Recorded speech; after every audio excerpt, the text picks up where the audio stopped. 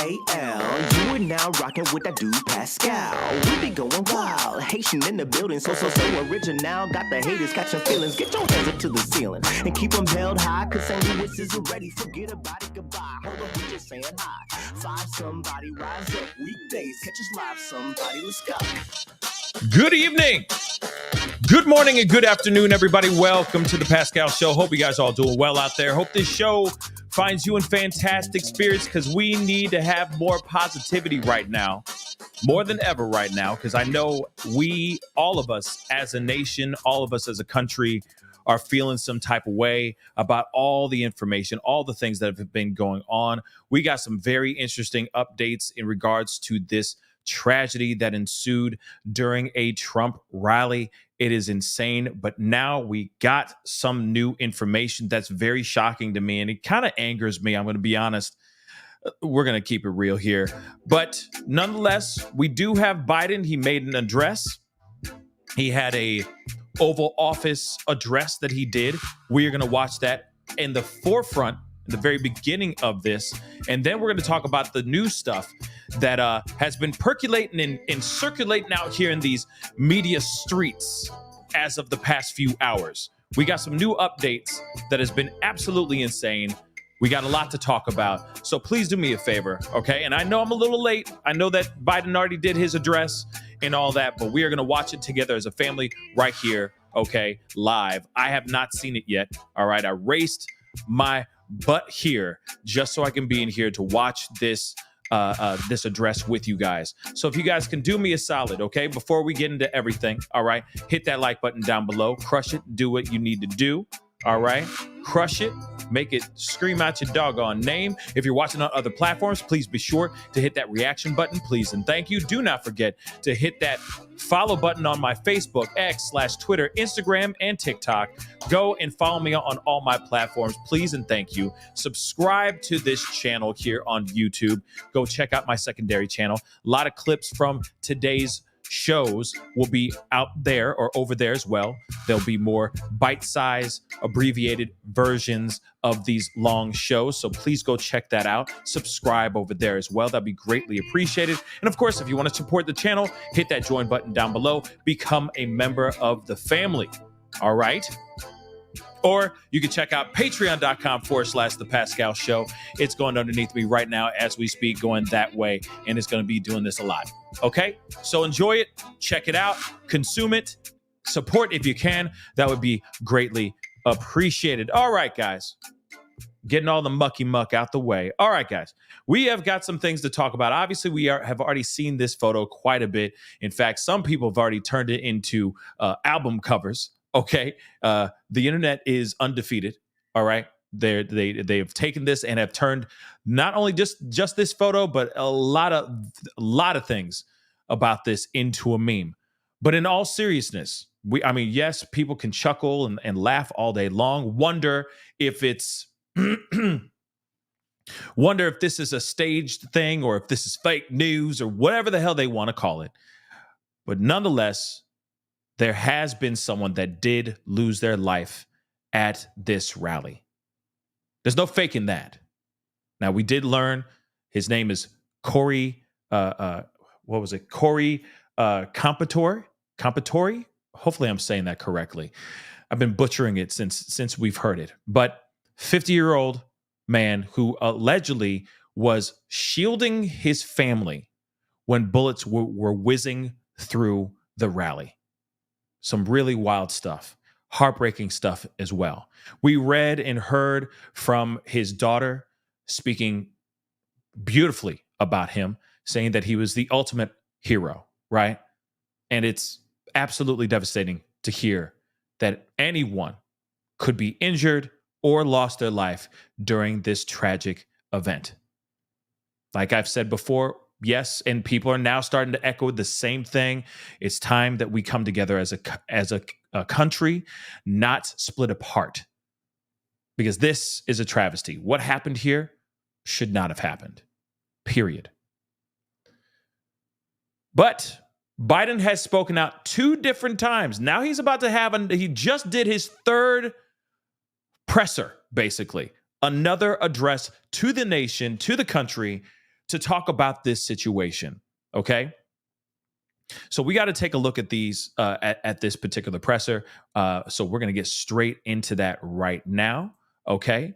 Because honestly, I want to hear what you guys think about this. And we got to take a look at this too, right?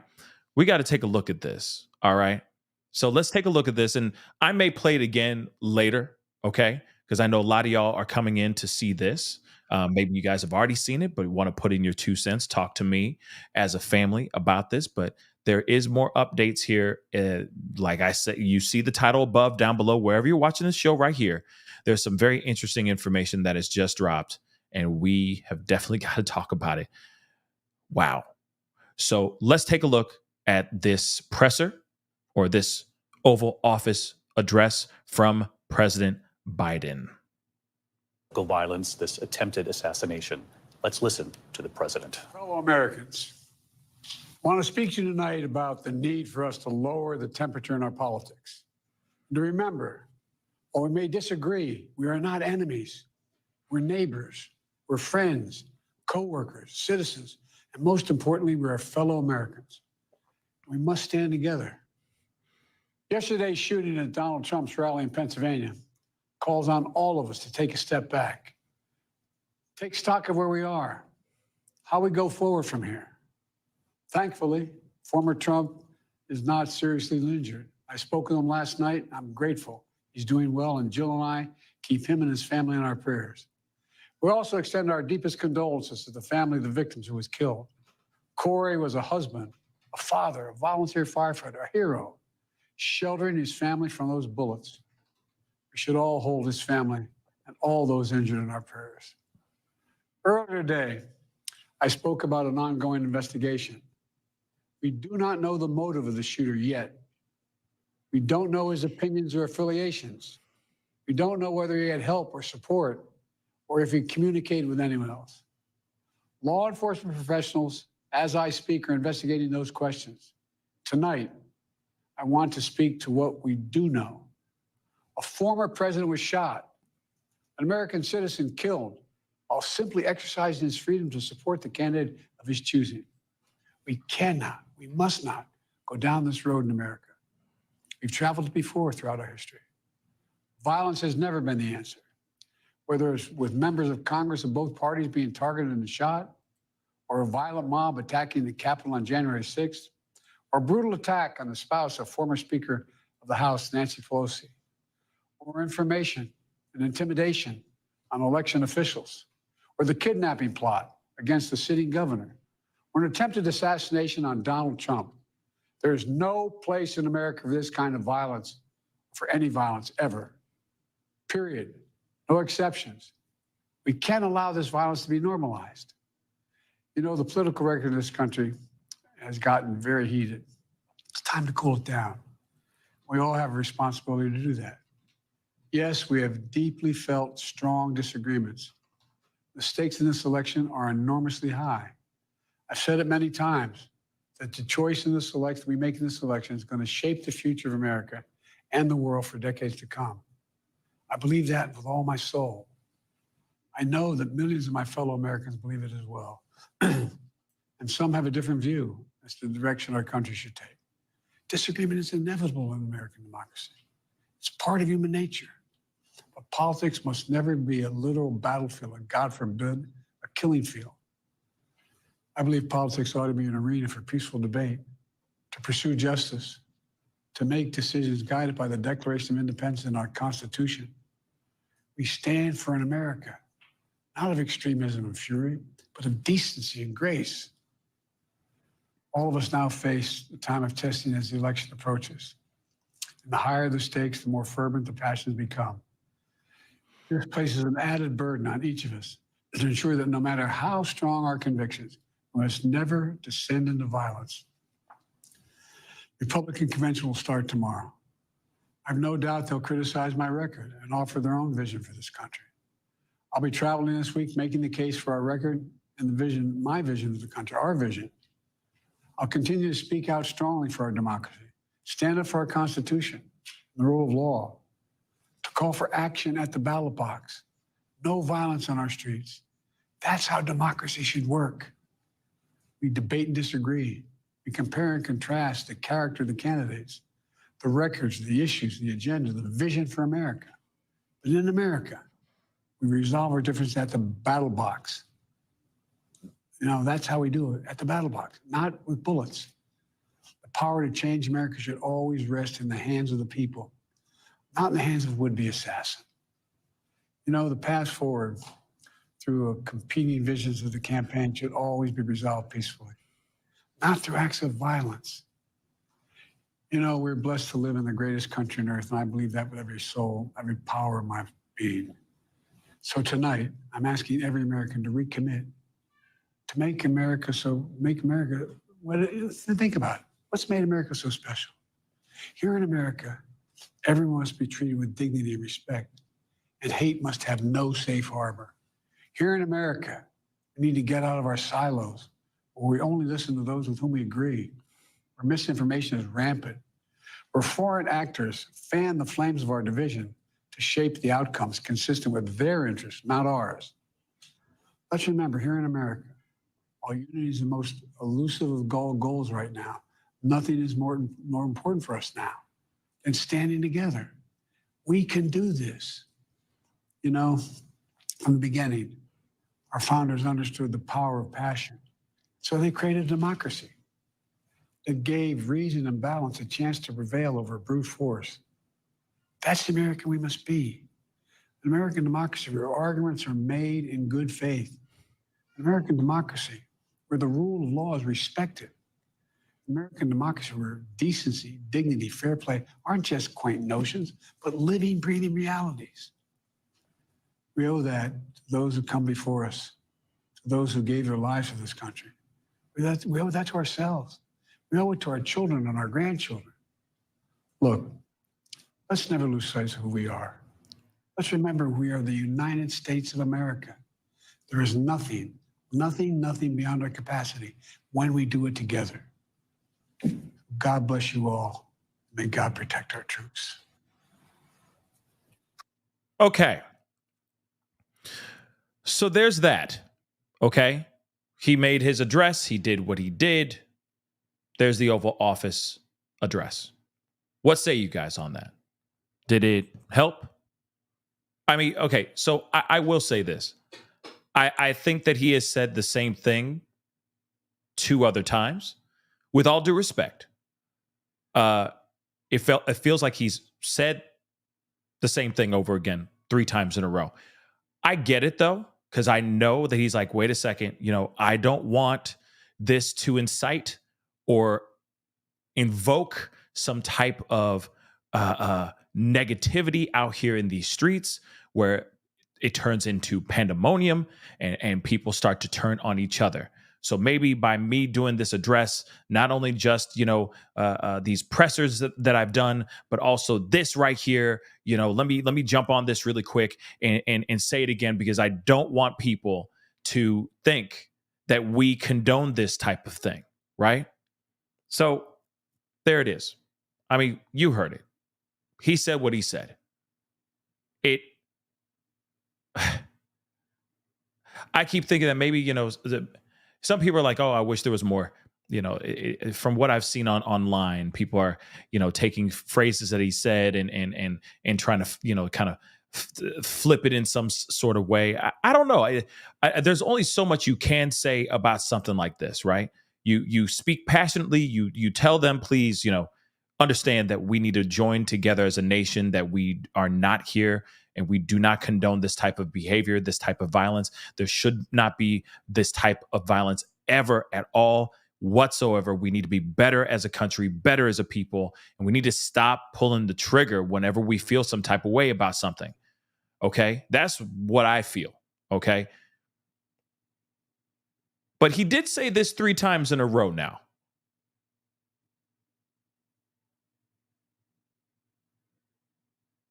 Three times in a row.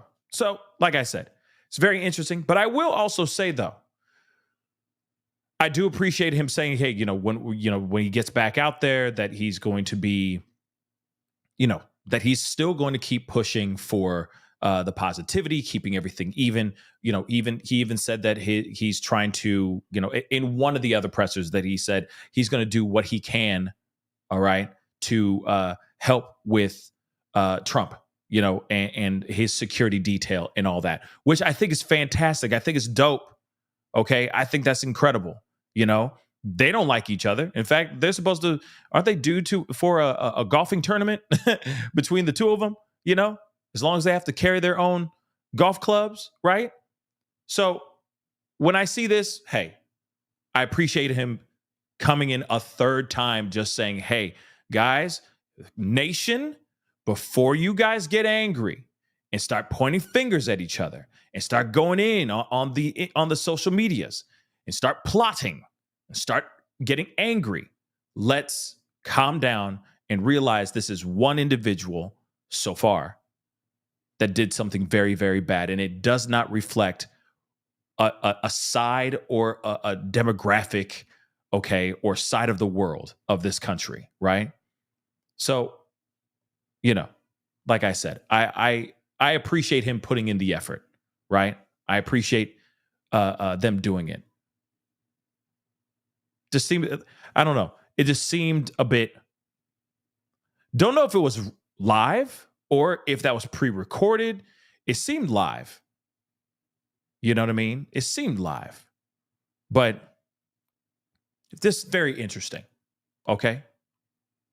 Just very interesting in general. All right? But what say you guys say? What say you guys on that? Okay? What are your thoughts? I'm wondering about what you guys think. Okay? I mean, and the other part, I for those that have had that kind of pushback, what is he supposed to say? You know what I'm saying? What do you think he should be saying the third time around? I think what he said, yes, someone just said, Meraki just said, repetitive, but at the same time, what else can he say, right? I think it's just kind of like let me just make this abundantly clear, guys. We need to be cool with each other. Let the investigation do what they need to do. Let the investigation take place. We can miss me with all the conspiracy theories and whatnot, and just let us find out exactly what the hell is going on here before the conspiracy theories and the tinfoil hats come out, which, by the way, it's already been done. Okay. Half the country's already been wearing the tinfoil hats. Real talk. I've seen it online like crazy. It is pretty wild. Okay. The allegations, the accusations, and such, and the conspiracies. Whew. Interesting. But I am quite curious about this whole thing, right? We are still, deep diving into this situation. I think this is interesting, right? I think this is just very, very interesting, and we're still trying to figure everything out. Now, as we already know, and I'm going to pull this monster's face up again, okay, for those of y'all who don't know, just a quick little recap, all right? This young monster, his name is Thomas Crooks, Thomas Matthew Crooks, okay? He's the one who tried to take Trump's life. There's something interesting I just realized, okay? That I just learned, which is very interesting, okay? He actually was kicked out of a rifle club in high school, allegedly, because he was a bad shot.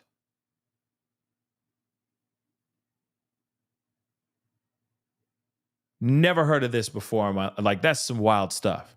And yet this is the same kid that just grazed the ear of our former president, Donald J. Trump. That's some pretty crazy stuff. A lot of new information is coming out, right? A lot of new information is coming out about this kid. A lot of people are starting to speak out. The former students and whatnot are starting to speak out. But that's very interesting. He was part of a rifle club in high school, and they asked him to leave because he was a bad shot. Something to think about. Something really to think about. But nonetheless, he's 20 years old. And of course, there's a video that's circulating like crazy. I think we've all seen it, but it's circulating right now where, he graduated from high school and he was going up there to get his diploma and all that. And, they said his name and he's all proud, grinning ear to ear, getting his diploma, right? So he recently, he's 20 years old. So he's young, guys, young cat right here. All right. He used an AR-15 style rifle. All right. And then, of course, he was unalived by the Secret Service.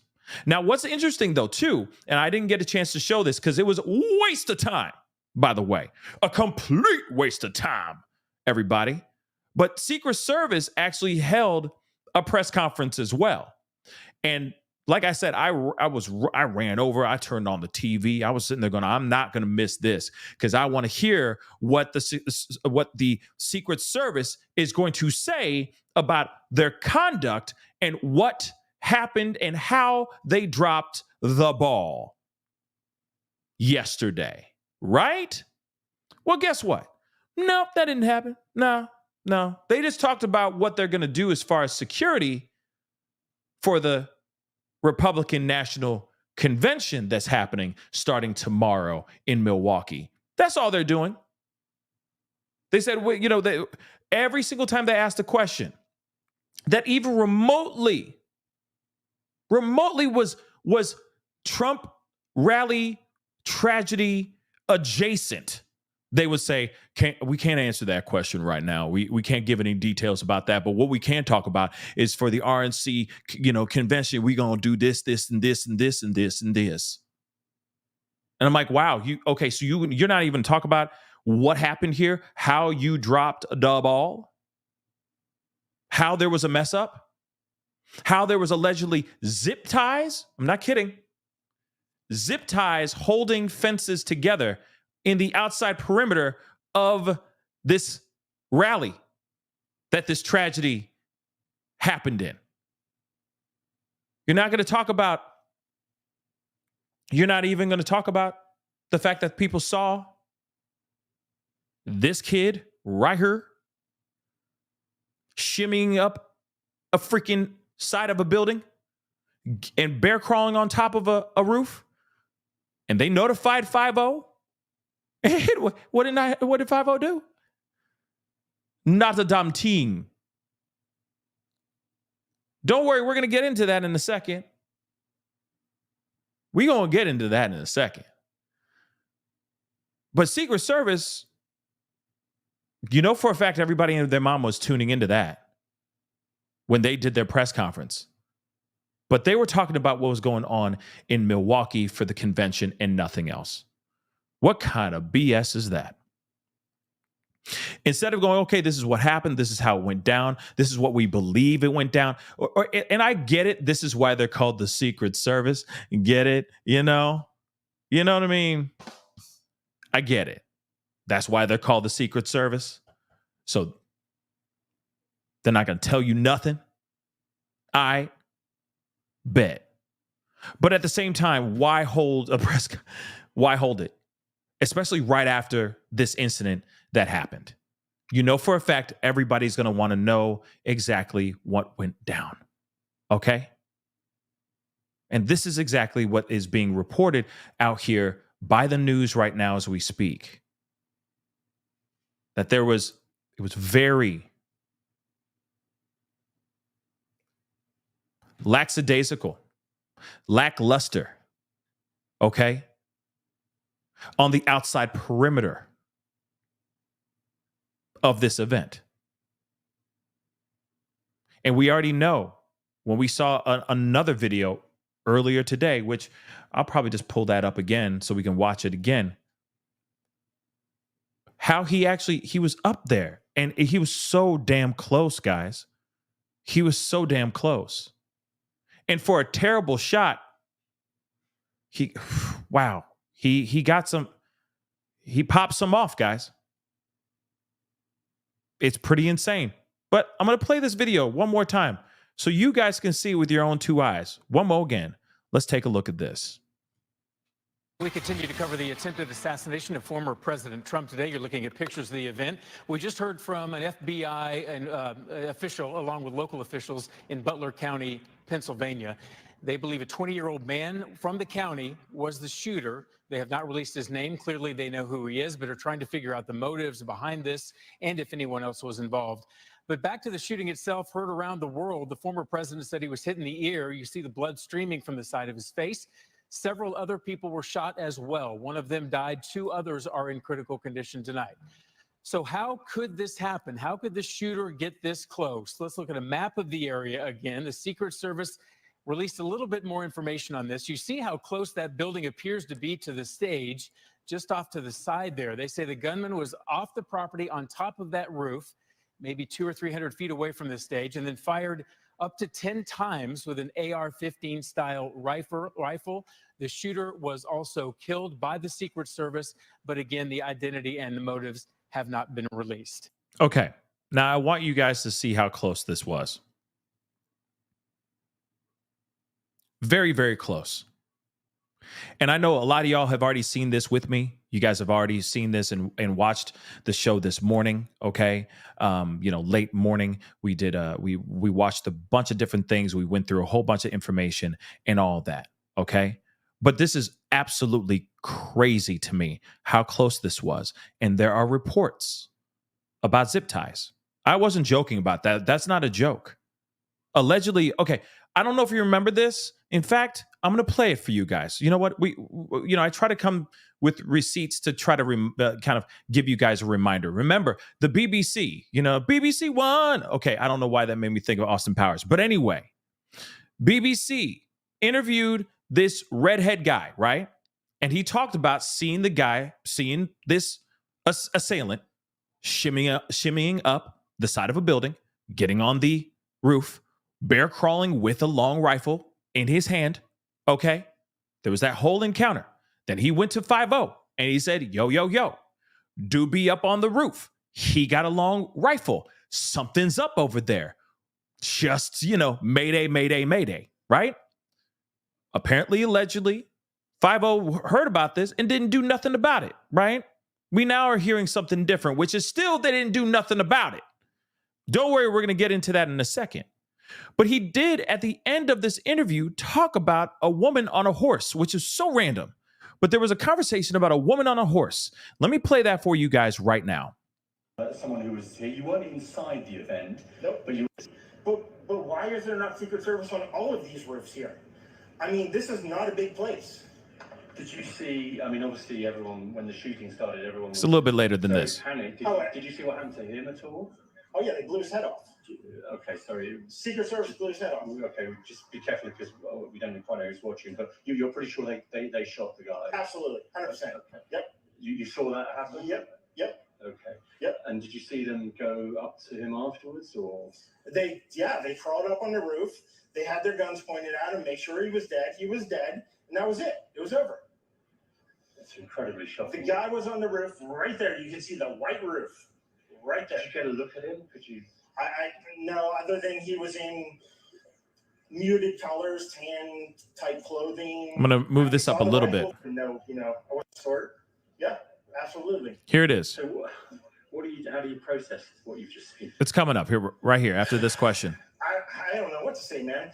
All I'll tell you is, if I walked up close to there with anything that Secret Service considered a problem, I wouldn't be standing here talking to you right now. But I don't know why a guy who we're standing there pointing out to police and Secret Service is crawling up the roof. Yes, right there by that tree. We were outside the security perimeter. But my question is, there's only a few buildings around here. Why is Secret Service not on every building here? Well, there's a whole bunch of questions I think that are going to come. There's a whole bunch of questions. No doubt. And I was hoping that this secret security was going to have that press conference and have some transparency with the public. And that did not happen. But this is the part. It's very short, okay, near the end of this. But hear this out. Yeah. Yes, she was right in front of me. She kept going back and forth right in front of me. Yes. Tell us about her. I mean, nice horse, nice lady running with a flag. Seemed very, patriotic. Okay. Allegedly, this woman that was riding this horse with the flag saw a lot, allegedly. Okay.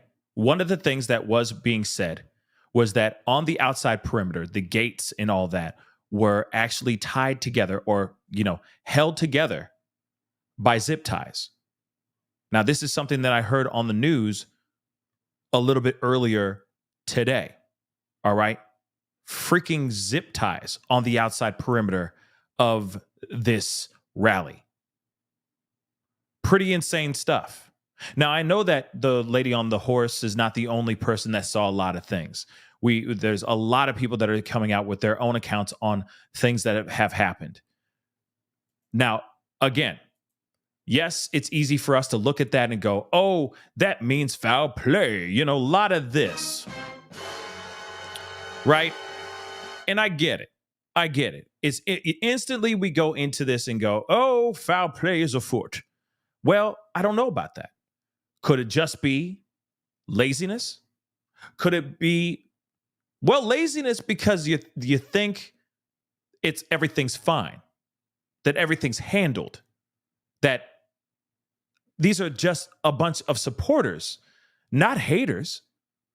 You're not going to get somebody like this monster coming onto the rally to do something crazy. We're the Secret Service. We got 5-0. We got all kinds of law enforcement helping us out. We're suited and booted. There ain't no way that somebody would do something like this. But yet, it happened.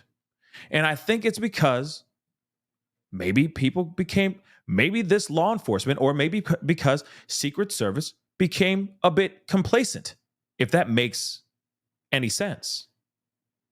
Thinking, no, these are all Trump supporters. These are all lovers of Trump. There's no way anybody's going to come in here and try to do bad, trying to invoke violence or inflict any type of pain on any of these innocent bystanders or Trump himself.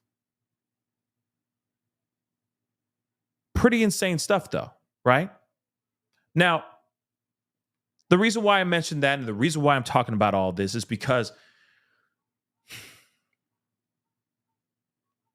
they saw somebody, eyewitnesses saw a person crawling up the doggone building, bear crawling on the roof.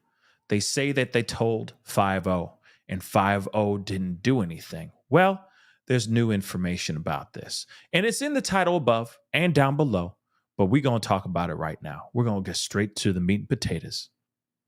Allegedly, a local officer did encounter this gunman on the roof before the situation happened. But guess what he did? He ran away. Yeah, this is a type of moment. Let me just say this one more again. Local officer did encounter the Trump rally assailant.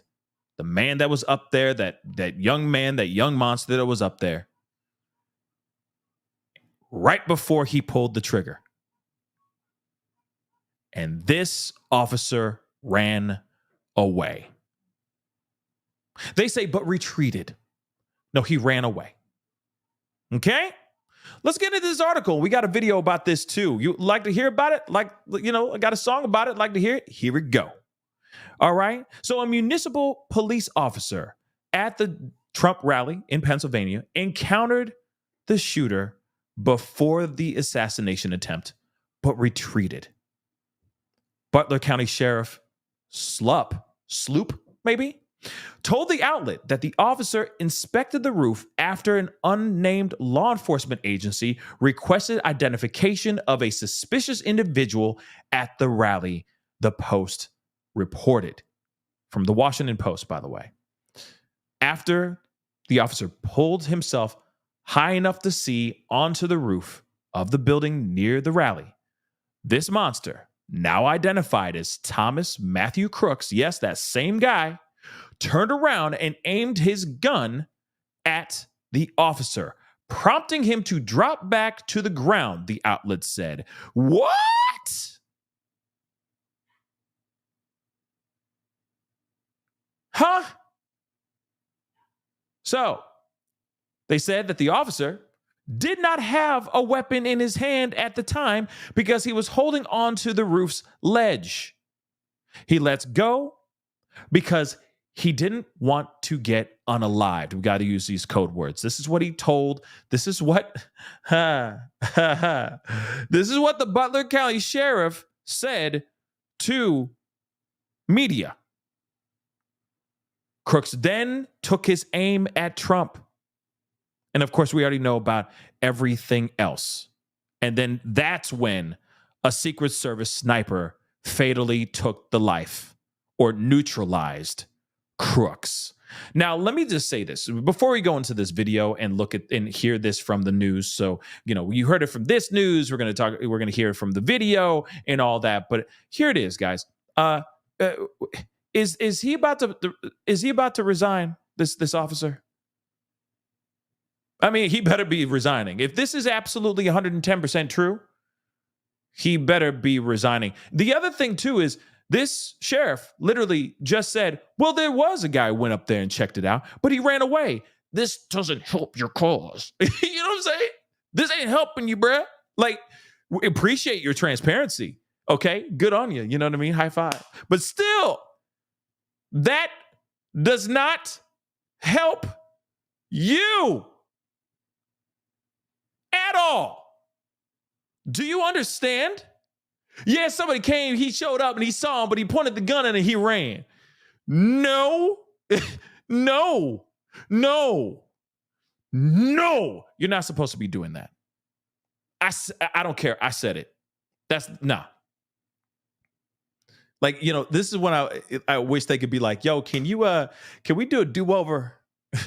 Can we hit reset and start that all over again?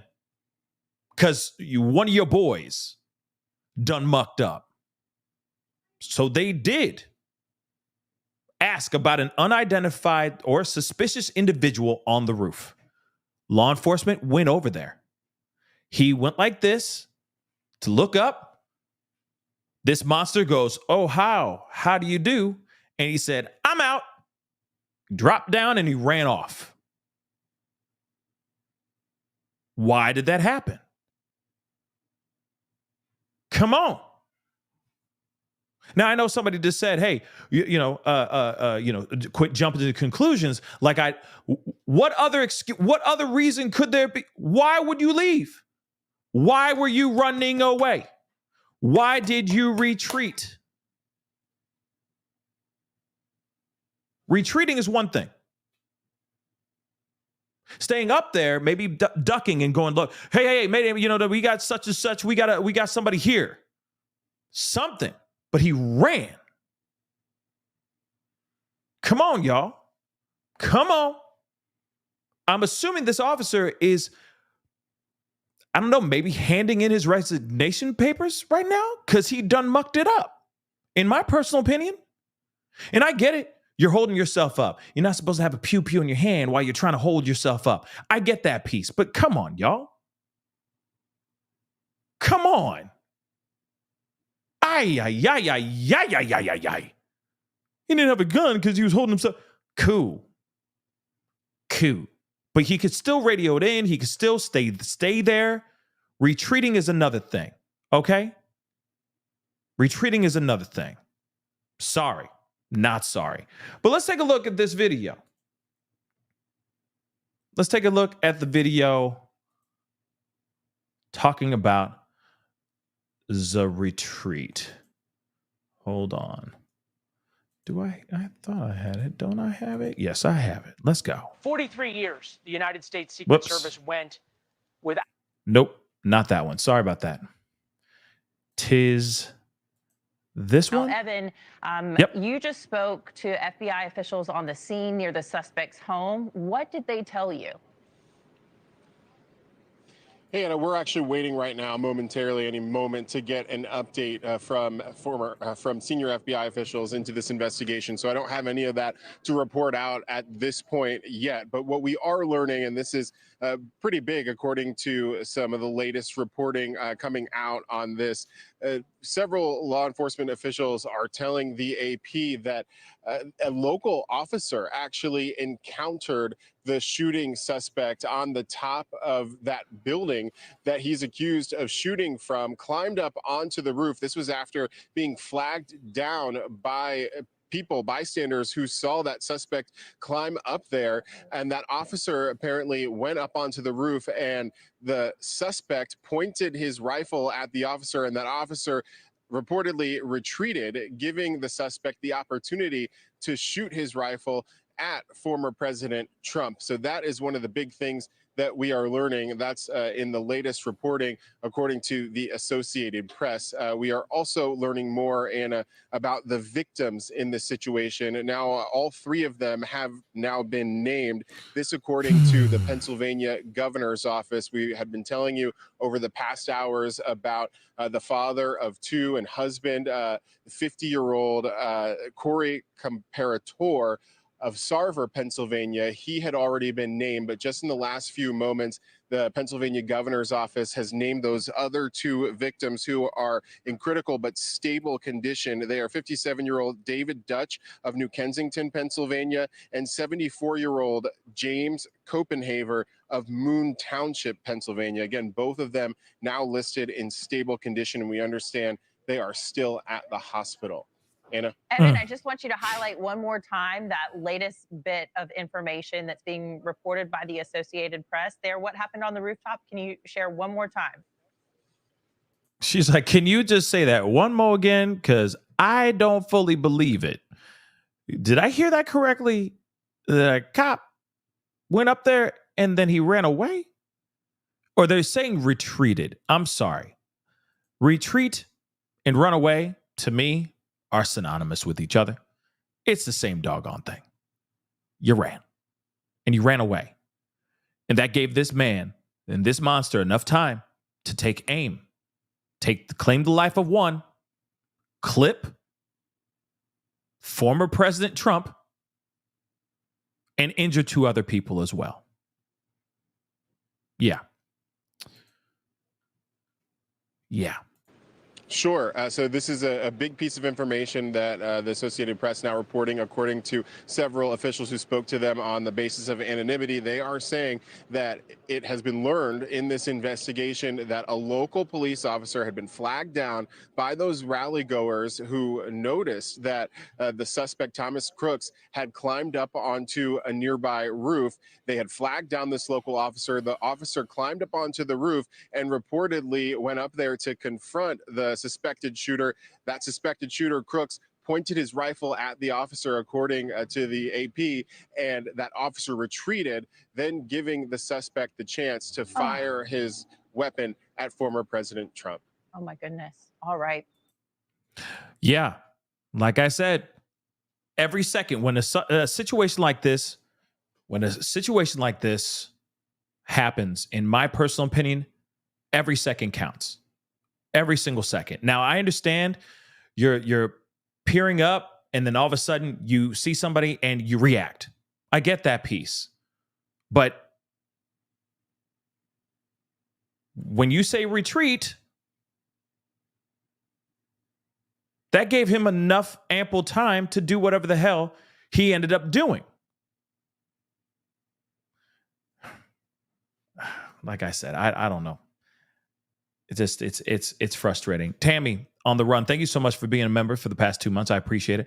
I'm so tired of the hate in this world. So am I. You know what I mean? I'm really tired of it too. I'm really tired of people feeling some type of way and resorting to grabbing a long rifle and doing unthinkable and disastrous things and ruining a lot of people's lives instead of actually going and talking to people, talking to a professional or something of that sort. It is very, very frustrating. We still don't know what this this young monster's motives were. And I'm sure we're going to find out very, very soon. But it is so frustrating for sure. Okay. Because we hear, like I said, this is a tale as old as time. We hear this so many times, guys. It's now we're dealing with it in a rally of all places, which is crazy. Beautiful Messy Ball, thank you so much for the support. I appreciate it. Police and fire do not have access to these Secret Services radios and often aren't even on the radios to prevent public from listening in on scanners. That's actually good news or good information to know. And I appreciate you giving us that information. But at the same time, even if it's not Secret Service and not being able to have that connection between the two and all that, there's still a lot of 5-0 that could have been radioed in to try to take this person down. And I would assume that there's got to be somebody out here throughout that place that was the connection between Secret Service and local PD. Because you know for a fact it's not all just Secret Service out there.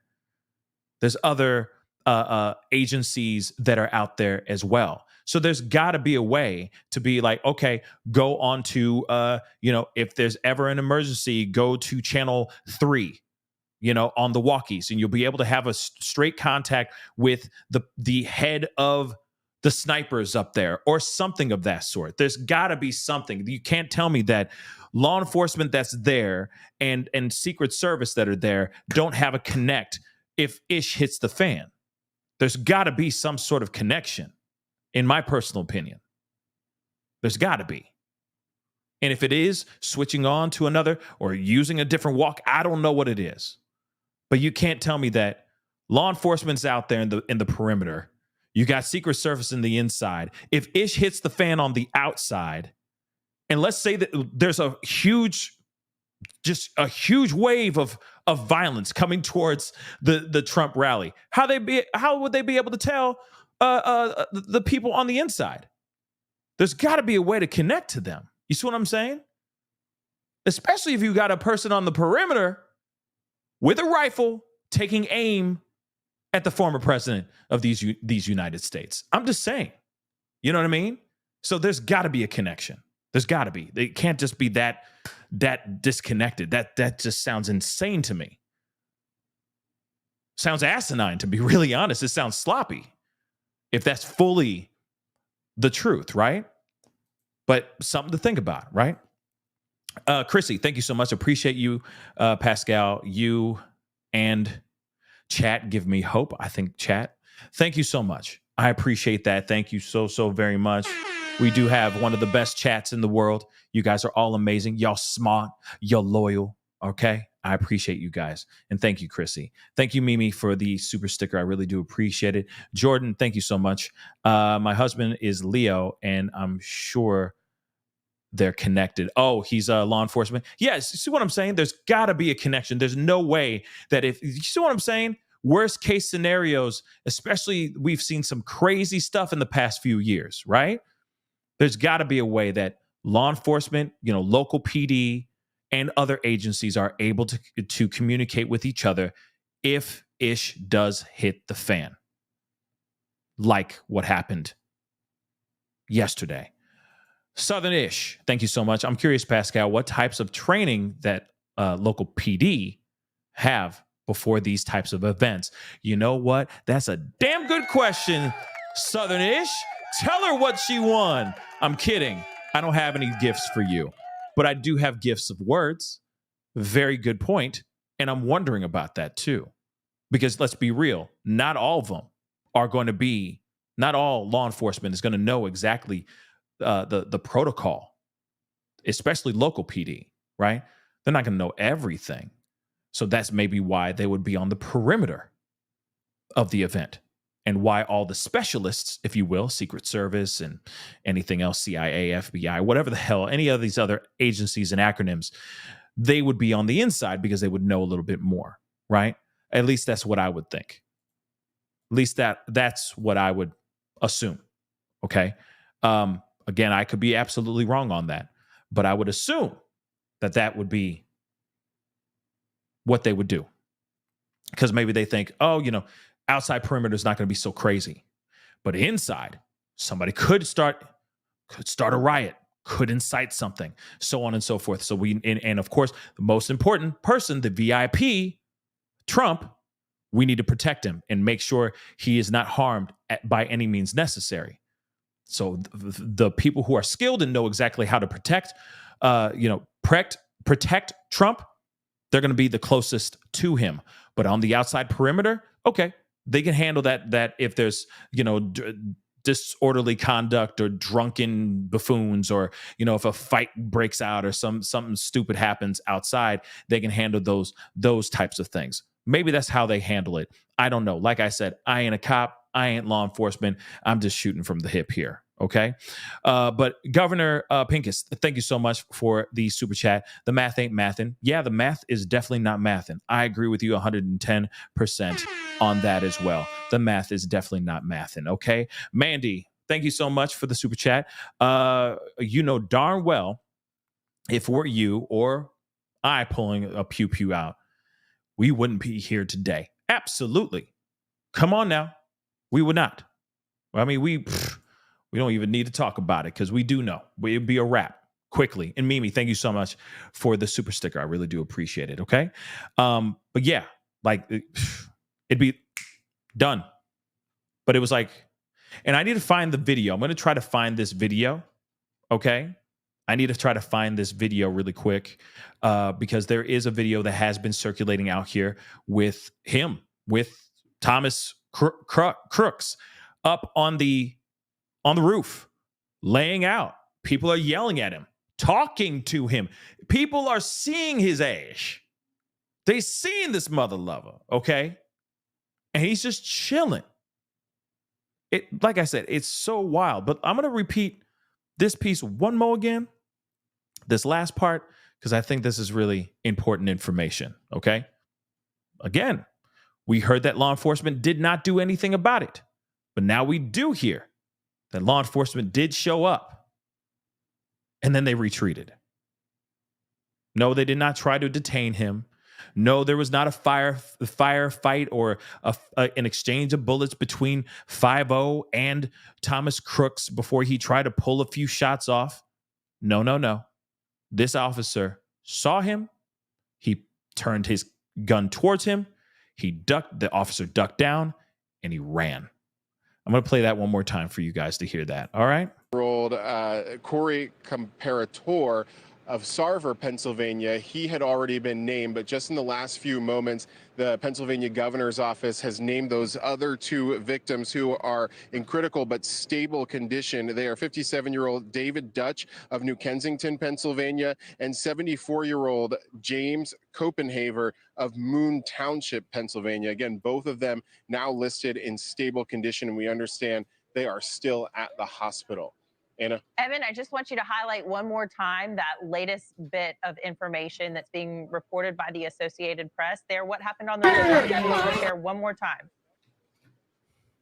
Sure. So this is a big piece of information that the Associated Press now reporting, according to several officials who spoke to them on the basis of anonymity. They are saying that it has been learned in this investigation that a local police officer had been flagged down by those rally goers who noticed that the suspect, Thomas Crooks, had climbed up onto a nearby roof. They had flagged down this local officer. The officer climbed up onto the roof and reportedly went up there to confront the suspected shooter. That suspected shooter, Crooks, pointed his rifle at the officer, according to the AP, and that officer retreated, then giving the suspect the chance to fire his weapon at former President Trump. Oh, my goodness. All right. Yep. I just wanted to make sure you guys all heard that all the way in the nosebleed seats, okay? Because let's be real, that's wild to me. In my personal opinion, that's extremely scary. All right? Like, I'm going to show you guys the actual still that I have, but I got a video for you guys as well. There he is. In all of his glory. Laid out. Rocking chucks, it looks like. Glasses still on, it looks like. Setting up his shot. Don't worry, we got the video too. I'm going to share that with you as well. Let's take a look at this video.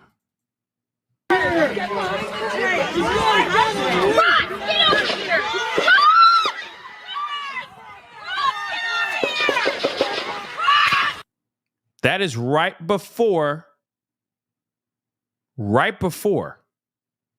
you saw seconds before he pulled the trigger, just there.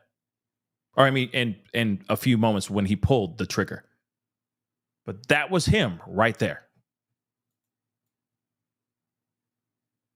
Right there. Let me blow this up for you guys, because I don't want to play too much of, because if it gets too intense, you see what I'm saying?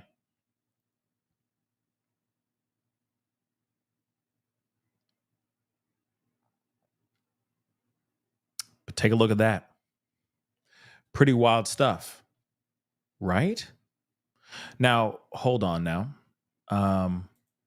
Because somebody said something. Let me pull this up here. What does it say? Cricket Day said News Nation put out an interview with Chair from Homeland Security. Interesting. Let me see if I can find that.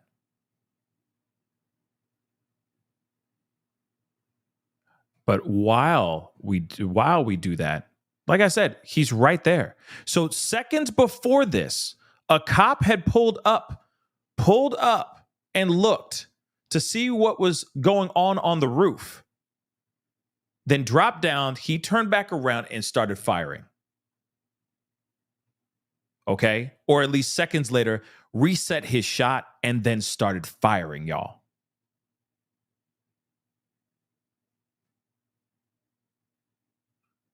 Four minutes ago on TV or 4 minutes ago online? I'm just curious, Cricket Day. Let me know. Holla at your boy. But still, pretty interesting stuff. Pretty wild stuff. I'm sorry, guys, but if you got 5-0 and that happens, to me, it's like, yo, there should be an absolute hurried response, because this is somebody who's about to do something very, very, very, very bad. And this person,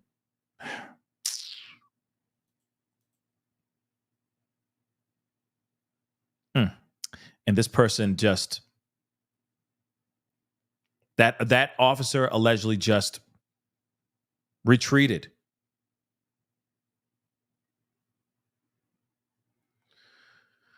It's unbelievable, guys. All right. It's unfreaking believable. But hold on. Let me see some of these things. I don't see the interview with News Nation, the chair of, if you have the name, it would be helpful, right? That'll be helpful.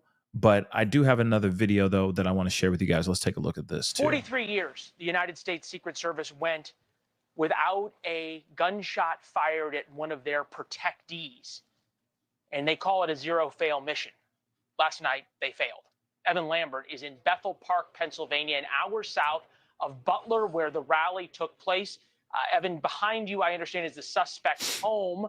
What do we know about him?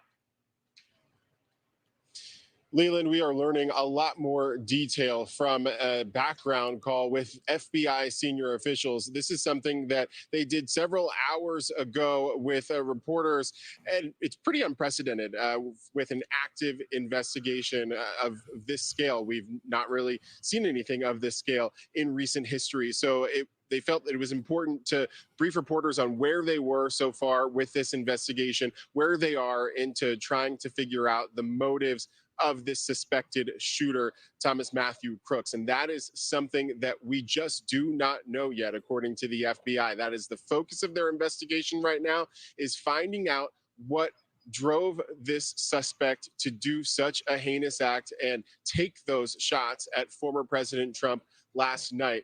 We know that they have the suspect's cell phone. They either obtained it from the home or one of the vehicles that is associated with this suspect. They also say that they found a rudimentary series of explosive devices in a vehicle associated with the suspect and also at the suspect's home, which really prompted a lockdown of this neighborhood. It is still inaccessible. The street that the suspected shooter, Crooks, lives on still inaccessible to those neighbors on that street tonight as the FBI remains going through that home. Leland, we're also learning more about Crooks himself from a classmate. Really the first information we are hearing about him, describing him as a loner, someone who would sit at the cafeteria table by himself in his high school here, Bethel Park High School, which he graduated from in 2022, and somebody that potentially suffered bullying for many years. Here is a piece of that interview with a classmate. He was bullied, like he was bullied so much. He was just made fun of, I guess, for the way he dressed or his appearance. He'd wear hunting outfits sometimes. He would always wear a mask even after COVID. And the FBI saying tonight that they have not found any writings or social media postings that would give them any idea into a possible motive here in this deadly attack. That's something that they are continuing to investigate tonight. Leland? Yeah. Stunning 24 hours later, we don't even have that very basic question. Evan, thank you very much. Yeah, I mean, listen, this whole thing is just wild, right? This whole case is just this whole tragedy is just absolutely wild. And I think a lot of us are still just trying to wrap our minds around it and trying to get a better understanding of what actually happened here. And I don't know if we're going to get a full scope of it. And that's what's really frustrating about this whole thing. We're going to have people with their own theories. And there's going to be stories that are told, and then there's going to be the truth, right? And I think one of the things that's going to be very frustrating is trying to sift through the truth and trying to find the truth and trying to find the reasons on why this whole thing went down, right? But we got more. I'm going to pull this up here really quick. I want to share another one with you guys here. So hold on one second. We got another one. Tennessee Republican Congressman, Chairman of the House Homeland Security Committee, Mark Green, is with us now. They have jurisdiction over the United States Secret Service. Mr. Chairman, thank you. How is it that the buildings that were 150 yards away, that had line of sight directly to the former president, the Republican nominee, how is it that those were unsecured? And how is it that a man with a AR-15 was able to climb up on them? Yeah, that's the operative question, Leland. As I talked to the director of the Secret Service today, she said that it was outside their perimeter and that the site assessment team decided to place it outside the perimeter. I don't understand why that building was outside their perimeter. That's a question we've got to get an answer to. We also need to get an answer on how they determined to cover that building. They decided that they would use the counter sniper at the 8 o'clock position to cover that building. Well, what did he see? What was his line of sight? Clearly, the shooter was able to get on top of the building and shoot 8 rounds before getting engaged. So this was a massive oversight, and we have got to dig into it and find out why it took so long to take out this shooter. And in cases like this, it's never one failure, right? It's always multiple things that go wrong that create this situation. I don't want to take away in anything from the bravery of the Secret Service agents, and I think that's important. And you see them throwing themselves on top of the former president, and the snipers engaging as well. So part of that worked really well. Parts of it did not. How do you separate those two things from the systemic, perhaps, issues inside the Secret Service of how this failure was allowed to happen? Is it possible that after 43 years, I hate to say this, but there's almost a sense of complacency? This was unthinkable. Well, like I said, we have to drill into the tactical level work that was done here. Was there a 360-degree perimeter? Was that guy at the 8 o'clock position really able to cover that building from where he sat? Did local law enforcement, was there an interface? I was also told earlier by the director of the Secret Service that there was actually someone who spotted this guy. They went to try to detain him, couldn't get to him. Then he gets up on top of the building. You know, how did all of that occur? What about that handoff between local law enforcement, who are the outer perimeter, and then the Secret Service, who's on the inner perimeter? So we've got a lot of questions we've got to go get answers to. Yeah. Why was there not a drone in the sky looking? Somebody also said something about a drone, right? One of you guys in the chat said, hey, what about drone footage? What's up with that? What's up with all that? That's a great question too. Why wasn't there any drones out there? What's up with the snipers being set up so far back? I'm going to roll that back a little bit. Okay. Or, well, I can't put it, roll it back, but that's very interesting nonetheless. Okay. Very interesting question. And identifying this guy climbing up on the building. All great questions. Obviously, those things are going to take a lot longer to get answers to. Look, you got guys out there, but they're on the inside. We saw a little diagram a little bit earlier, right? Where they were set up. They were hundreds of yards. They were like right behind Trump, basically. Okay. They were closer to Trump, definitely closer to Trump than this monster. But it's so weird, right?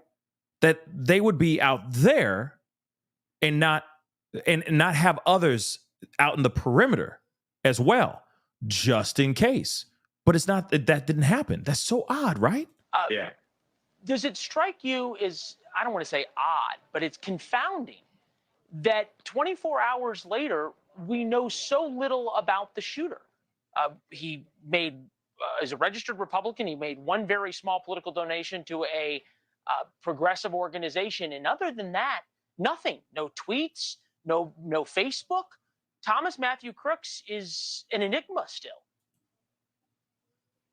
Yeah, I mean, this kid, was pretty isolated. It sounded from the interview that you showed at the beginning, and that isolation. I mean, we should be watching for these type of folks and taking better care of our own. You know what I mean? I mean, most of your shooters wind up being that young male who is ostracized by his school, who and these things are indicators. They're red flags, and someone should have come up on the net about this kid a long time ago. Just like with all the others, the school shootings and things like that, there's a set pattern here. Yep. And we got to do better work as a society in that regard.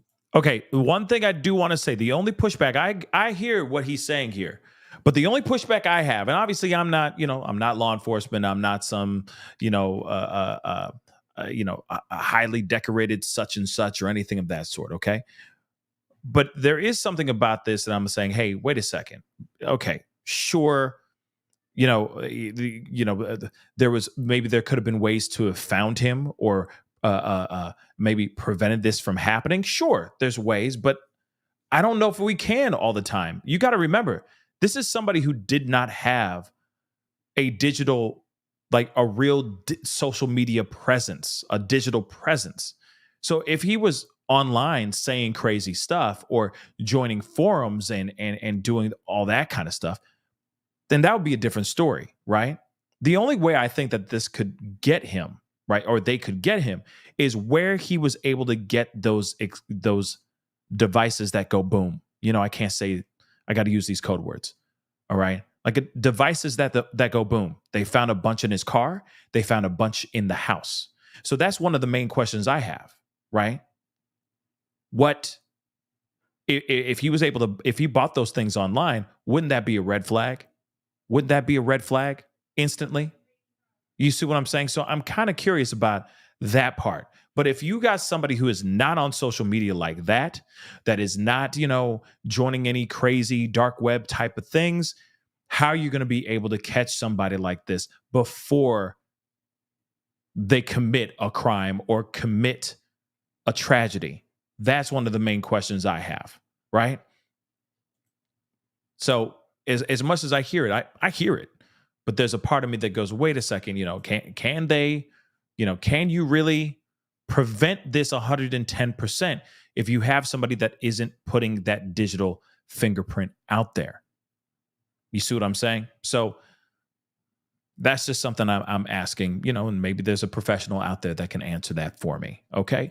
But let's continue on. I got another one. The assassination of former President Donald Trump captured in these images showing him clutching his right ear with blood dripping down his face as Secret Service surrounds him, ushering him to safety. It happened moments into the rally held at a farm show in Butler County Saturday afternoon. The assassination attempt on the former president, Donald Trump, last night was absolutely unacceptable and tragic.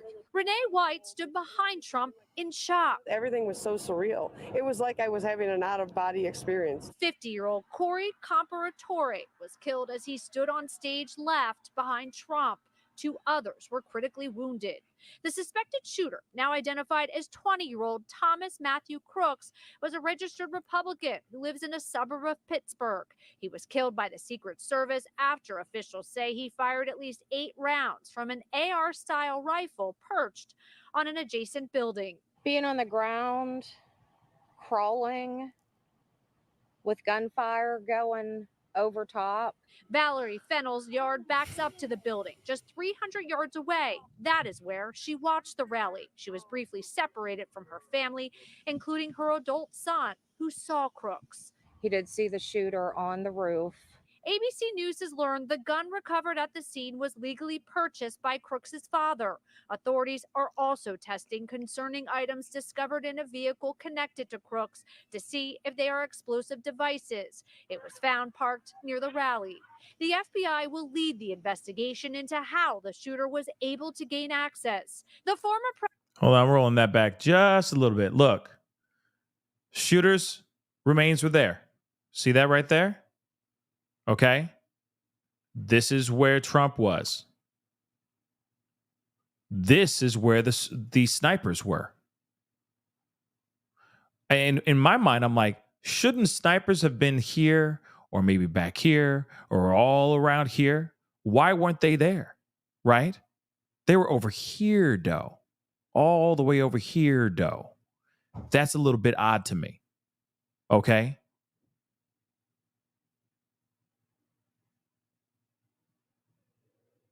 That's a little odd to me, yo. Okay? I'm gonna keep it a buck. Why were they in there? Right? And not, why were they here and not over here? Or, or have some here, right? But then have some over there, have some over here, whatever may be, right?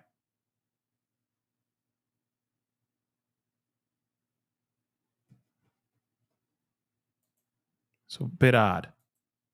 I'm just saying it. But let's continue on. And also, by the way, I'm trying to find this video where the chairman of Homeland Security, I have not found it yet. So if anyone knows where that is, can you please send it to me, email it to me or something?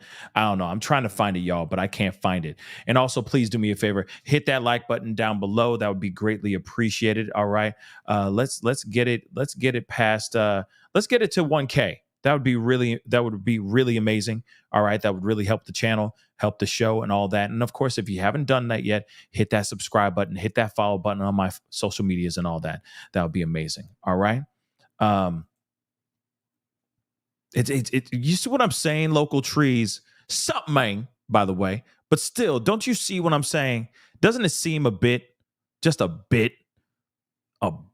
complacent? Just a bit. Kind of like a broad stroke of security, even though there was a gang of security there of all kinds of law enforcement and acronyms and agencies, right? But it just seems a bit odd how this all went down and how there wasn't enough over here, though. Plenty all the way up in this mug. Plenty at the event. But what about all the way over here? It's just, it's weird, guys. It's really freaking weird. All right. I'm not sitting here saying that it was an inside job or anything like that. But at the same time, this is just very odd. And I said it earlier today. I really do think I heard also that Trump is conducting his own independent investigation. He is conducting his own independent investigation into this whole lot. Because I told you, at first he'd be like, yo, I'm unstoppable. Look at me. Okay? They try to take me down, and I'm still up fighting.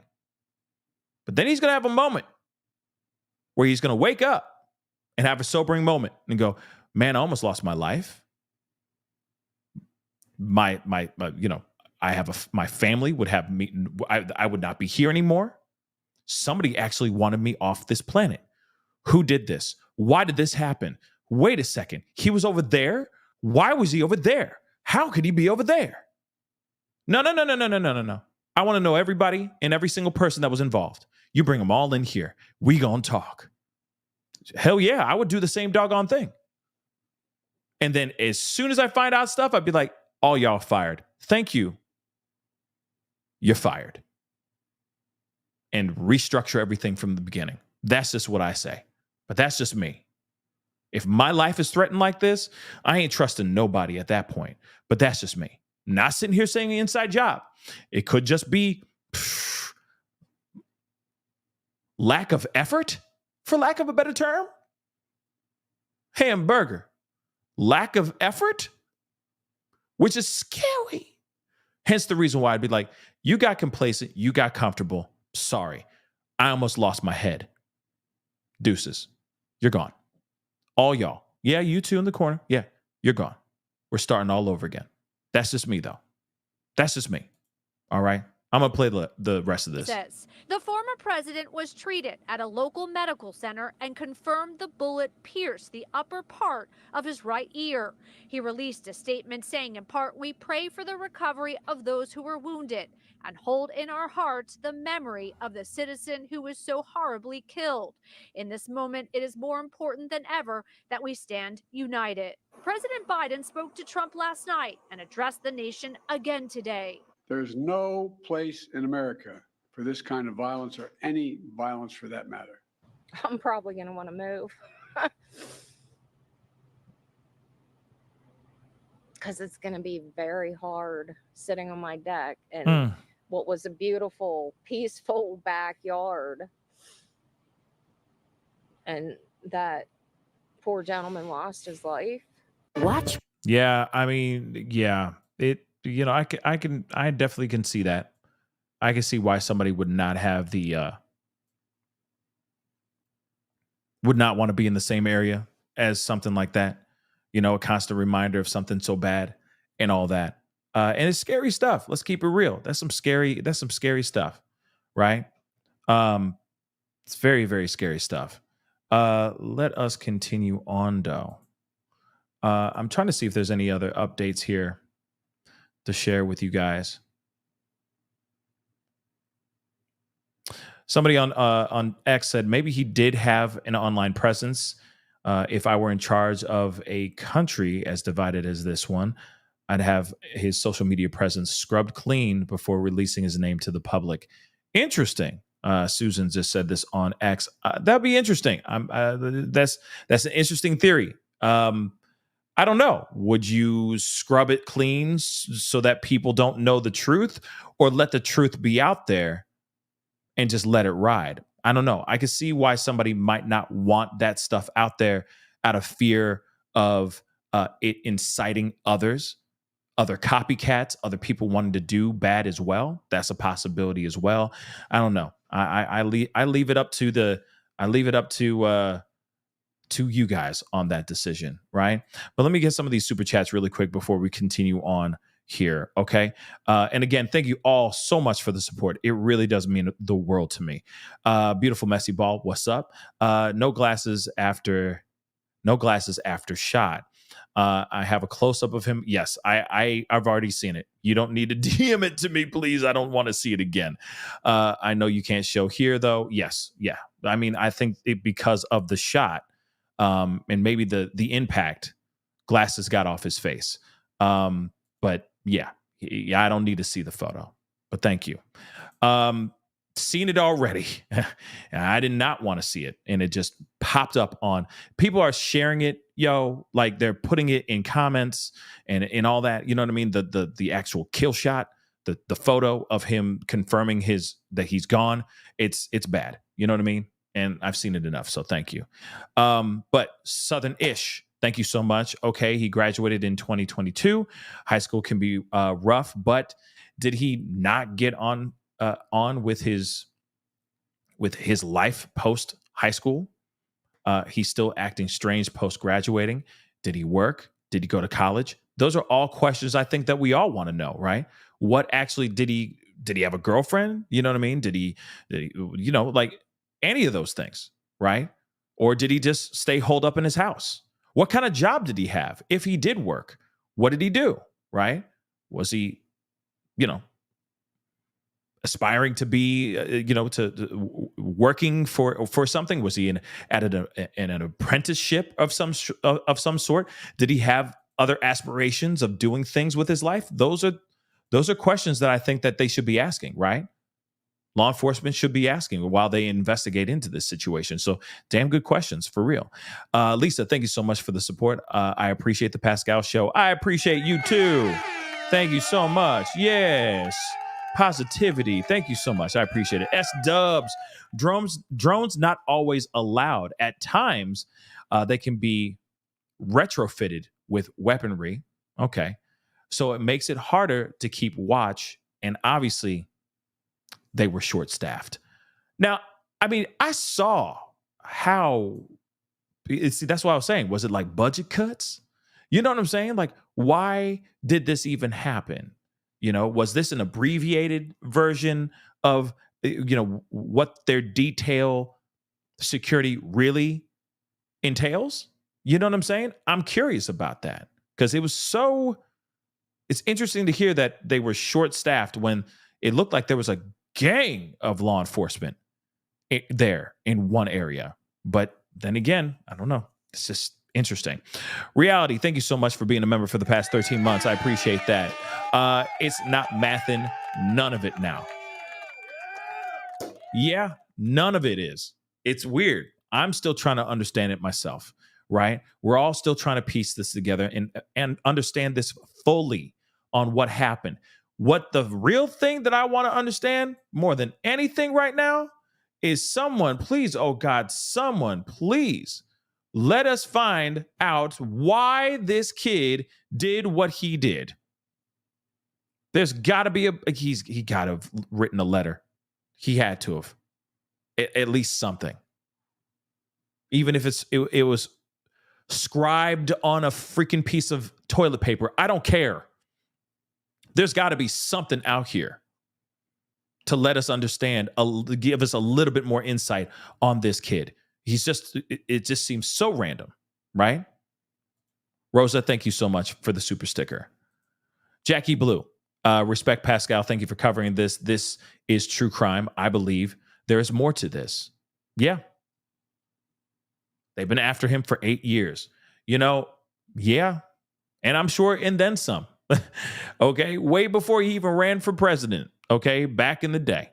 I'm sure there's been people out here just plotting on Trump for a long time. But this is some wild, I don't know. I just don't get this. It's just odd. Very odd. Okay. Tina, thank you so much for the support. I think it's AI. He never sounds so clear. He never sounds so clear and for so long, especially for so long. Just my opinion. He never sounds so clear and for so long. Tina, can you explain what you mean by he never sounds so clear? I'm kind of curious about that. Maybe explain that a little bit. I'll keep an eye out for that. R. Willie, thank you so much for the super sticker. I really do appreciate it. Thank you so much.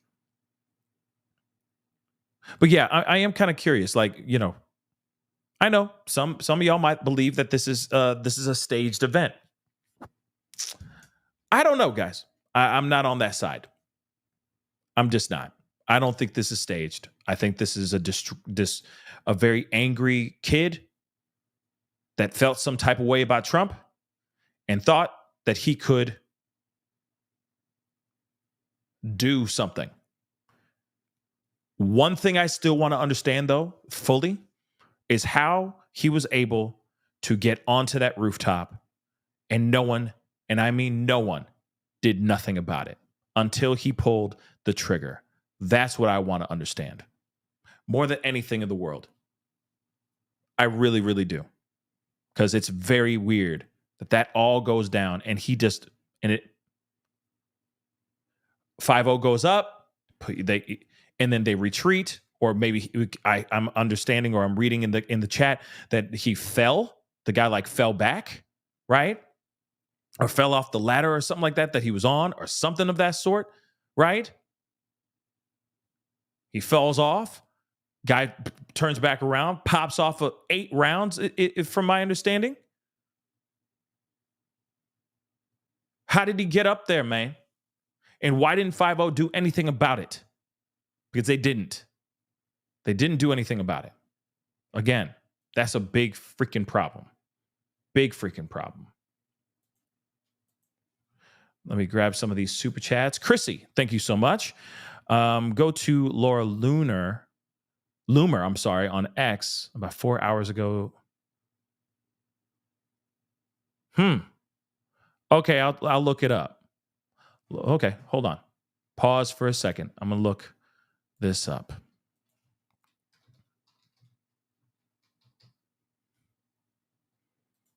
Let us see.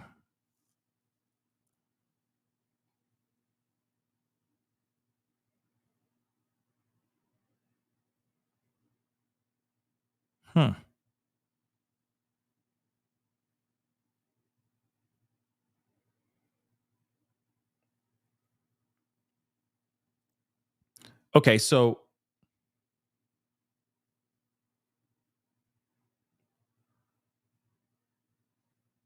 interesting.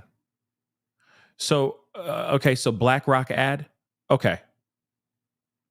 I'm trying to see if he is actually in, because apparently he's featured in this ad. I need to pull this up. Hold on. That's wild too. See, like, this is some Brian Koberger stuff. If you guys follow the Idaho 4 situation, remember him? Okay. He actually, he was in his university's like campaign, or not campaign, like promo video for the university and whatnot, which is very, very interesting. But this, according to this tweet, says TCM, okay, the person who tried to take President Trump's life, okay, was featured in a BlackRock ad. Now, BlackRock, let me pull this stuff up. Now, BlackRock, because I don't know what that is, to be completely real, but he was, I guess, in an ad for an investment manager, a global investment manager. This is what BlackRock is. Okay, technology provider helping more and more people experience financial well-being. Interesting. An investment institute believes the world could be undergoing a transformation on par with past technological revolutions. I'm sorry. Interesting. So he was in this commercial. He was in a commercial. Let's take a look at this commercial. My name is Brian DeLallo. I teach AP and honors economics in Pittsburgh, Pennsylvania. Financial well-being to me is knowing that I can be free to do the things that I love to do. I'm wondering where he is, though. I hope when I retire someday, they say that guy made this place a special place to come to school. There he is. Wow. There he is. Wow. And gave as much as he could to help the community. So just a regular old kid, just a regular guy, just hanging out, doing a little acting job, just chilling in the cut. So what happened to this kid? What is up with this kid? What is up with this? Who this kid? And thank you, Chrissy. I appreciate it. Thank you so much for the heads up. Okay, thank you. But that's interesting. Who this kid then? Who this kid be, man? Who is this? BlackRock commercials. Totes normal. Totally normal. Love to love. I do love to love too. Okay. Where were the victims sitting? One, from my understanding, one was in the bleachers. Another one was off to the side. But like I said, most of it was right behind Trump.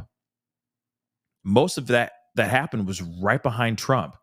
It's very bad, like I said, and and that's one thing I'm still trying to understand as well, where they were placed. In fact, there's a video out there circulating again showing a slow-mo version of when Trump gets hit in the ear, and it's funny because you could see that there's a woman in the back right behind him. She's like wearing a black and white hat, I think, and like a white tank top, and her reaction is massively it's so big because you can see the moment that she sees him get hit in the ear by the bullet because of how she reacts. And she drops down because she sees how he gets hit in the ear. You see what I'm saying?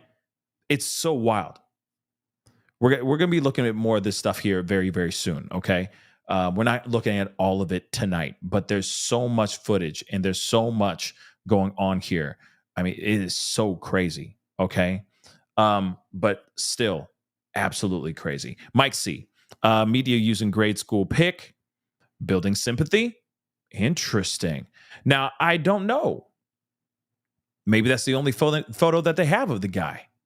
Or they're trying to show that even the most innocent of these looking kids could be monsters too. I don't know. I don't think sympathy. I think they're trying to, maybe possibly show a little fear, like even the nicest, even the most unassuming could be the most violent. I don't know, but that could just be a little bit of a shot in the dark here. Okay. But ZZ, thank you so much. From Australia, good day. Hello from Australia. When JFK was, when they took his life, there was no social media. Perhaps this was the perfect storm of security lapses, complacency, and dangerous political rhetoric on both sides. You know what? Coming from Australia, crikey. You know what? Good point. You got a good point, ZZ.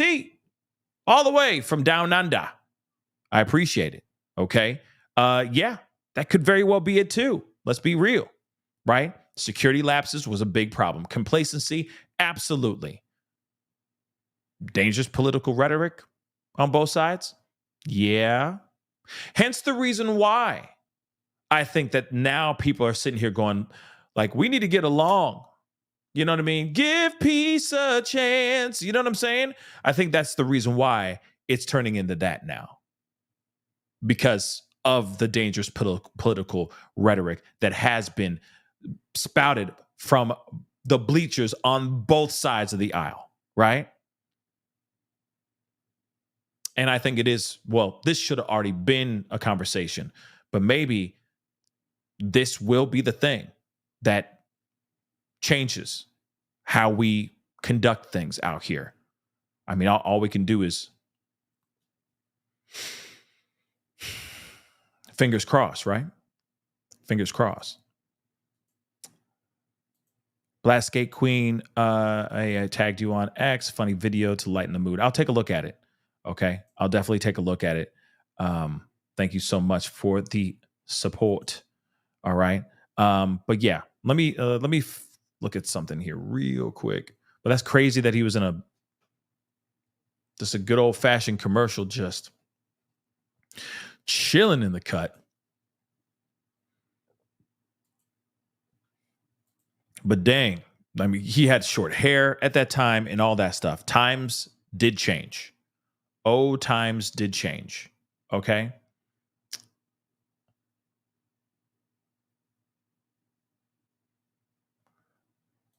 Hold on one second, guys.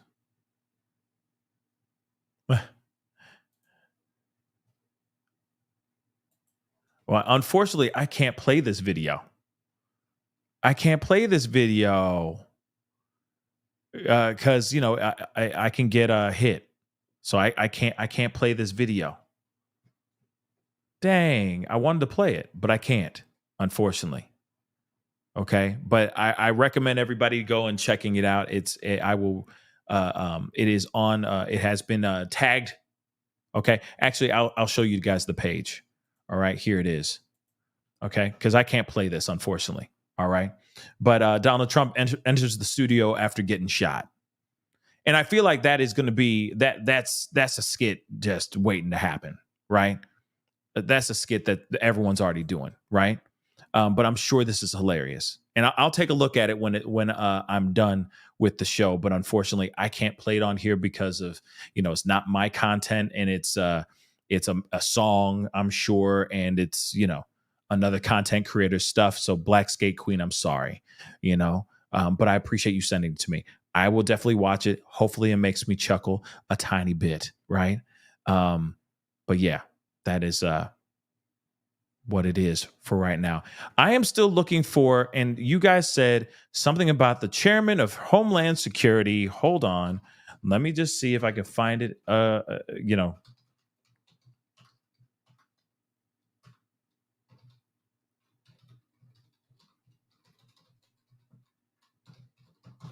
Because I have yet to see it anywhere.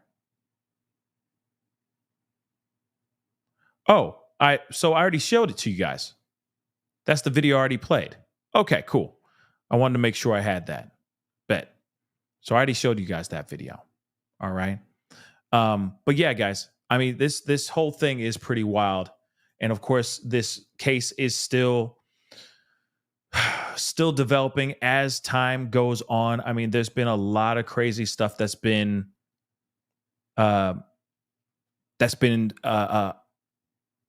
re-emerging, prophecies coming out and all that stuff, and almost, saying things that are fairly accurate, which is kind of wild. But at the same time, this is very, very crazy nonetheless. Okay. And of course, as we find out more information, we're going to talk about it, right? Let me see what ABC News is up to right now.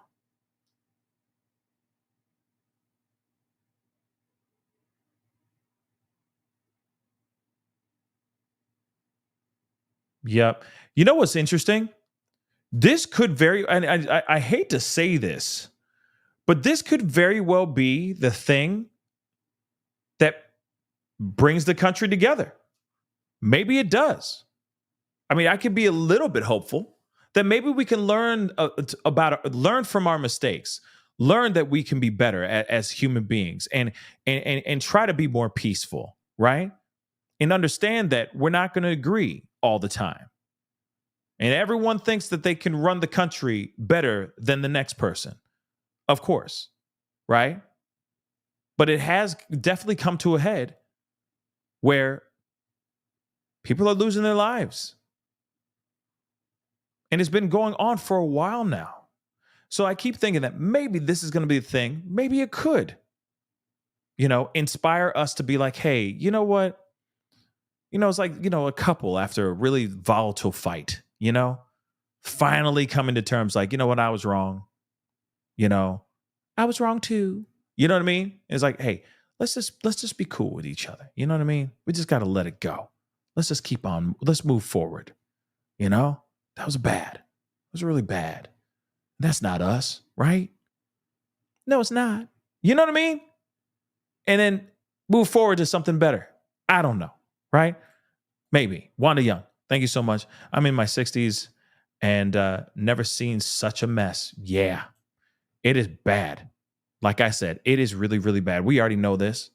But let me play a little bit of ABC. There's a little bit here just to hear this out. Secret Service agent Don Mihalik. Don, thank you so much for joining us. You were involved with the most of the presidential campaigns from 2000 to 2016. What's your reaction to the shooting from yesterday? Presidential campaigns and campaign stops are always frenetic. You never like to see incidents happen. This is a tragic incident. It's tragic that it occurred. It's going to take some time for the Secret Service, the FBI, and its local partners to figure out what happened, where the security gaps were. Overall, though, the agents involved in the detail, the counter snipers' response seemed appropriate, seemed right in line with their training. Questions, of course, are going to come out with the security planning, the security plan, and to figure out exactly what went wrong, how the individual got to where he got, and how he was able to set up and take the shots he set up. Granted, some of that questions are also going to involve the local and state stakeholders that supported the mission, the local and state police, because they have a piece of the security puzzle as well. Ultimately, the Secret Service is responsible for the plan, but to do that kind of a plan, they have to work hand in hand with their local and state law enforcement partners to make sure they can effect it. So since you've been a part of these kinds of plans in the past, I'm just curious how unusual it would seem to you that there would be potentially a rooftop that somehow was not secured. Well, we don't know if it's not secured because we really don't know what the security mitigation strategies are. Again, the Secret Service doesn't eliminate risk, they mitigate risk, and they use different risk mitigation strategies to do that, which could involve police posts, agent posts, observation posts, ground teams. We really don't know what that looks like because we don't have those answers yet. I am positive that during the advanced process, that building and all the adjacent buildings were surveyed. The counter sniper teams typically do a long distance survey of potential threats out to 1,000 yards where they identify these threats. They put together grid plans to identify specific threats in a grid pattern. So if there is a threat, they can call it out by the grid and vector teams into it. And again, remember that Secret Service agents, although they do the national security mission of protection, they're also law enforcement officers. So they're forced to operate in the world of law enforcement when it comes to reacting to a potential threat. And it doesn't take a lot of time for somebody to climb onto a roof, drop down, unzip a bag, and pull out a rifle. So all that will have to be investigated, all that will have to be looked at, and we'll have to figure out what those answers are. And I'm confident the Secret Service will put in mitigation strategies so that never happens again. And just in the last few seconds that we have here, you were part of the advance team for the DNC in 2016. As we get ready now on the eve of the RNC convention, what do you think the agents are looking at right now as they look to the security and make sure that everyone is safe? Well, the RNC is a national special security event, as is the DNC this year. A national special security event is the highest level security event that the Department of Homeland Security gives to any type of an event that's going on. For the Secret Service, that's a planning process that starts almost 2 years out, where they're working with stakeholders across the board, both with the individual convention people to the local host cities, to the law enforcement partners to put together those security plans. And those security plans are constantly in development. They're constantly being adjusted. Don, we thank you so much for your time and insight. Appreciate it. Thanks. And we thank you, the viewers, for streaming with us. I'm Davis, ABC News Live. We'll have more coverage. Yes. And, I agree 110%. There is a huge need for what T just said, a huge need for security to be tightened up like crazy. But I also think, yes, yes, I understand them doing the Secret Service doing a press conference to kind of calm everybody's minds for those that are walking into the RNC event and all that. I get that piece, but the fact that they did not talk about any of it kind of angers me. That really does frustrate me because I feel like there's a need for that transparency. Secret Service has not come out with any type of press conference of any sort revolving around this tragedy. And I get it that they're secret, okay? And I get it 110%. But they need to come forward and speak out on what actually happened and why it happened. That's it. And that's not only just Secret Service. It's also local PD and all that. There needs to be some serious transparency. They need to shed light on what actually happened here before everyone starts running crazy with because like I said, the conspiracy theories have already gone like crazy. They've already lit like a damn Christmas tree all over the internet, right? With all the theories. And that's when it gets really messy. That's when it gets really bad. And the thing is we need them to get in front of this and be real. If it was a mess up, then it's a mess up. say it. Take accountability. Say what exactly. Say exactly what it was. But I'm telling you right now, and I know a lot of you guys may not agree with me, but this is in no way, shape, or form staged. Why take people's lives if this was staged? Just saying. Why take a person's life and then 2 others fighting for their lives right now? Why?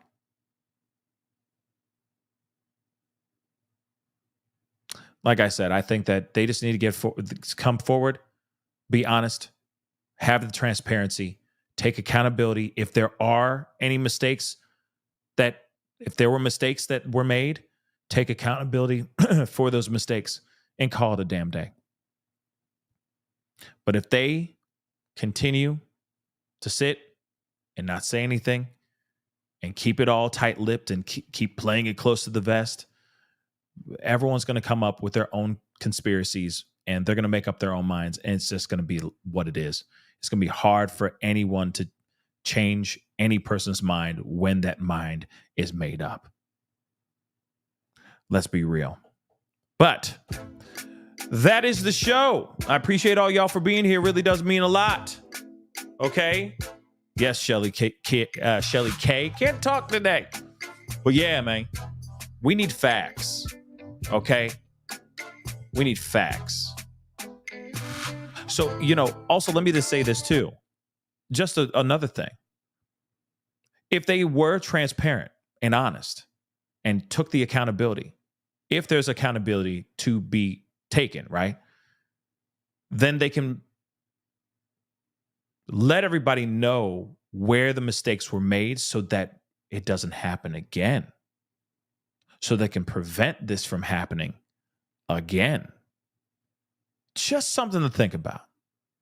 Like I said, I'm not perfect. We're all human. We all make mistakes. It is what it is. But at the same time, though, dagnabbit, talk. Let us know where the mistake was so that we all can be better. And so that all the future, secret services and law enforcement know how to nip it in the bud and tighten this up like crazy so this never happens again. Okay, now the show's over. All right. I appreciate all y'all for being here. It really does mean a lot. You guys are all incredible. All you new subscribers, all you new supporters. I forgot about this. Carlette, thank you so much for gifting 1 membership. Whoever just became a member, please go do something positive with that positive energy. Okay, they just gave you some positive energy by gifting you a membership. Go do something positive for somebody, okay? Open the door for somebody. Buy somebody a drink. Call your mama, call your daddy, call your loved one and just tell them that they're dope, okay? I know you probably won't say they're dope, but you know what I'm saying. Tell them that you love them, okay? Do something positive with this energy, all right? And we all need to do the same thing. I know not everybody got a membership today, got gifted a membership, but hey, I think right now we do need to start shedding a little bit more love out here right now, more than ever. And hopefully starting today, starting right now, starting this morning, everyone has been doing nothing but trying to exude nothing but grace and positivity out here in these streets. Mimi, thank you so much. Bye, fam. And everyone be safe over there. Yes, everyone be safe. Everyone, you be safe over there too. All right.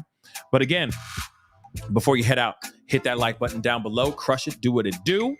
Hit that reaction button. If you're watching on other platforms, please and thank you, like Facebook, X/Twitter, Instagram, and TikTok. If you are on those platforms, please follow me on those platforms as well, because I'm on those as well. All right. Please subscribe to this main channel. Go to my secondary channel, The Pascal Show Clips. Crush that subscribe button over there. There's going to be a slew of new clips from the today's show up tomorrow, most likely, depending on what I get done tonight. Okay? But please go subscribe. Show some support. That'd be greatly appreciated. Hit that join button down below on my main channel. Become a member of the family, or you can go to Patreon. Patreon.com/The Pascal Show, and it's right there going across your screen down below as we speak. Okay, guys, it's time to get going. Much love to you guys. Have a great rest of your night. I will see you guys tomorrow, most likely tomorrow morning. All right? So it's time to get going. Be good to yourselves. Be good to one another. We'll talk soon. This is the Pascal Show. Bye.